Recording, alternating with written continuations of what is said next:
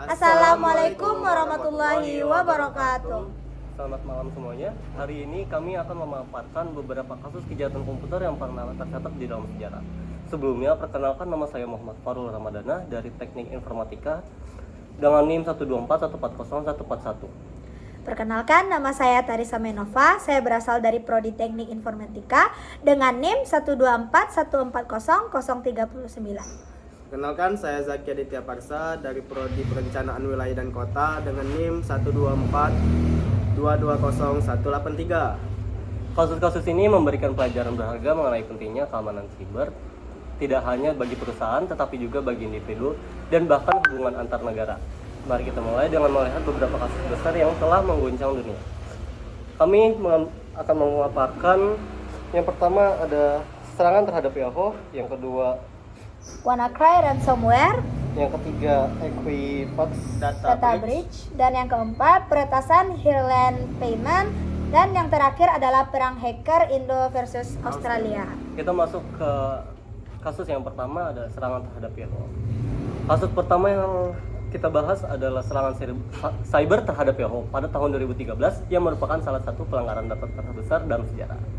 Ini adalah contoh kejahatan cyber breach atau peretasan data, di mana data pribadi pengguna Yahoo diakses tanpa izin.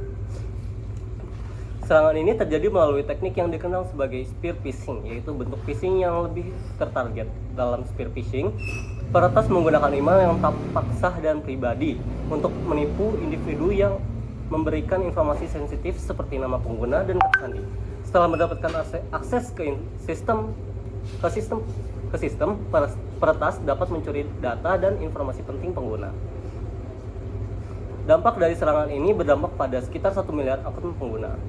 Mencuri data pribadi seperti nama, alamat email, tanggal lahir, dan nomor telepon.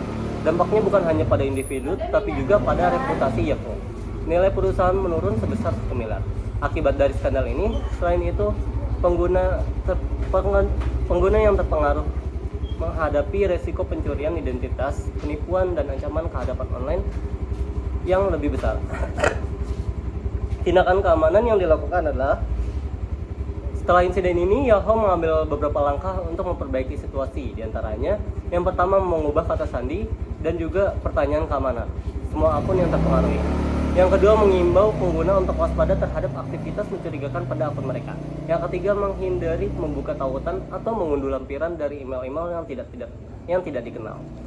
Lalu, meskipun Yahoo telah melakukan tindakan pencegahan ini, pelaku serangan yang diduga adalah kelompok peretas The Dark Overlord hingga kini belum teridentifikasi secara jelas, sehingga belum ada tindak lanjut hukum terhadap mereka. Nah, yang kedua adalah kasus WannaCry ransomware attack pada tahun 2017. Nah, kasus kedua ini adalah serangan ransomware WannaCry yang terjadi pada Mei tahun 2017. Ini adalah salah satu serangan cyber global terbesar yang pernah terjadi. Nah, jenis kejahatannya, serangan ini termasuk dalam kategori network worm atau worm jaringan yang memanfaatkan kelemahan dalam konfigurasi jaringan komputer dan sistem operasi untuk menyebar dengan cepat. Bagaimana kejahatan ini terjadi? Serangan WannaCry pertama kali dilaporkan oleh perusahaan di Eropa yang mengalami kegagalan akses karena sistem Windows mereka terkunci. Serangan tersebut disertai dengan permintaan tebusan dalam bentuk cryptocurrency untuk memulihkan akses ke sistem. WannaCry menggunakan keretanan dalam sistem Windows untuk menyebar ke jaringan lain. Dalam waktu 24 jam, serangan ini telah menyebar ke lebih dari 100 negara. Salah satu dampak terbesar terjadi di layanan kesehatan nasional Inggris yang harus menghentikan operasional beberapa rumah sakitnya. Nah, dampak yang ditimbulkan dari WannaCry ini sangat signifikan. Sistem IT banyak organisasi di seluruh dunia terpaksa dimatikan dan bisnis terhambat dalam menjalankan aktivitas sehari-hari. Kerugian finansial akibat serangan ini sangat besar, dengan banyak perusahaan yang harus berinvestasi besar-besaran dalam memperbaiki infrastruktur IT mereka dan memulihkan operasi. Nah, tindakan pengamanan dari kasus ini adalah meliputi memasangkan firewall dan sistem deteksi intrusi untuk mengurangi penyebaran worm. Lalu kategori data sebagai langkah mitigasi untuk mengurangi dampak kerusakan jika terjadi serangan serupa di masa depan. Yang ketiga adalah desain jaringan yang baik juga sangat penting untuk mengisolasi infeksi dan meminimalkan kerugian. Lalu, secara hukum, pemerintah di berbagai negara juga memulai memberikan perlindungan hukum kepada korban ransomware, termasuk dalam pasal 27 ayat 4 UU ITE di Indonesia. Hukum terhadap pelaku ransomware ini bisa berupa sanksi, kurungan atau denda, tergantung pada tingkat kejahatan yang dilakukan. Yang ketiga ada Equifax Data Breach pada tahun 2017. Kasus berikutnya adalah pembobolan data di Equifax pada tahun 2017 yang menjadi salah satu pelanggaran data paling serius dalam sejarah Amerika Serikat. Jenis kejahatan serangan ini merupakan contoh dari cyber breach, di mana data pribadi yang sangat sensitif bocor ke tangan yang tidak berwenang. Bagaimana kejahatan ini terjadi? Pada September 2017, Equifax, salah satu lembaga pelaporan kredit terbesar di Amerika Serikat, mengumumkan bahwa sistem mereka telah dibobol. Akibatnya data pribadi sekitar 148 juta orang Amerika terbuka bagi peretas. Data yang dicuri termasuk nama, alamat, nomor jaminan sosial, dan nomor kartu kredit. Kerentanan dalam sistem tidak diperbaiki menyebabkan pelanggaran ini terjadi. Dampaknya adalah pelanggaran ini mencakup lebih dari 145 juta orang di Amerika Serikat, 8.000 orang di Kanada, dan lebih dari 600.000 orang di Inggris. Selain dampak langsung terhadap individu, reputasi Equifax juga mengalami kerusakan serius. Banyak konsumen kehilangan kepercayaan terhadap perusahaan ini, yang menyebabkan gugatan hukum dari berbagai pihak. Tindakan pengamanan untuk mengatasi dampak dari pelanggaran ini, Equifax menawarkan laporan kredit gratis dan layanan pemantauan kredit bagi para konsumen yang terdampak. Pemerintah kota seperti San Francisco dan Chicago juga mengungkap Equifax karena gagal menjadi keamanan dan lambat memberikan pemberitahuan kepada konsumen. Yang keempat ada peretasan hardline payment system. Yang selanjutnya kita bahas adalah peretasan sistem pembayaran hardline pada tahun 2008 yang menjadi salah satu peretasan terbesar yang mempengaruhi data kartu kredit. Jenis kejahatan ini merupakan kasus pencurian data dalam skala besar, di mana lebih dari 100 juta data kartu kredit dan debit dicuri oleh peretas. Bagaimana kejahatan ini terjadi?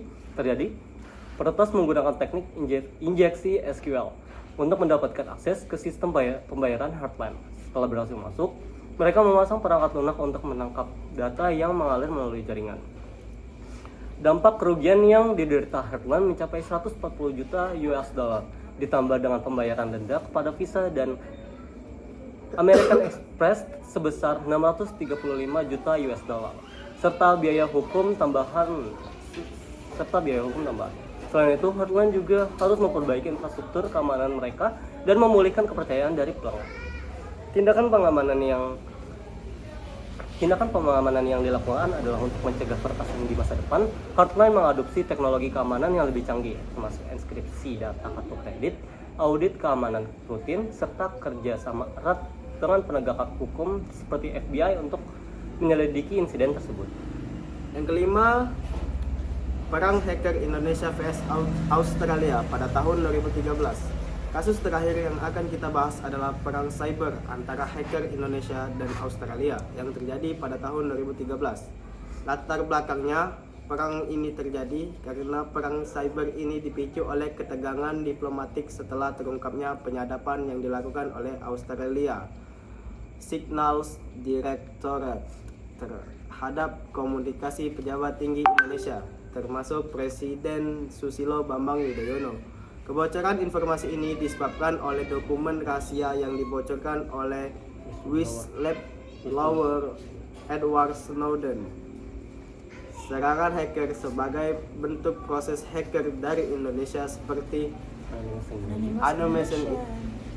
Indonesia dan Indonesian Indonesian Cyber Cyber Army Army melancarkan serangan terhadap situs pemerintah dan perusahaan Australia.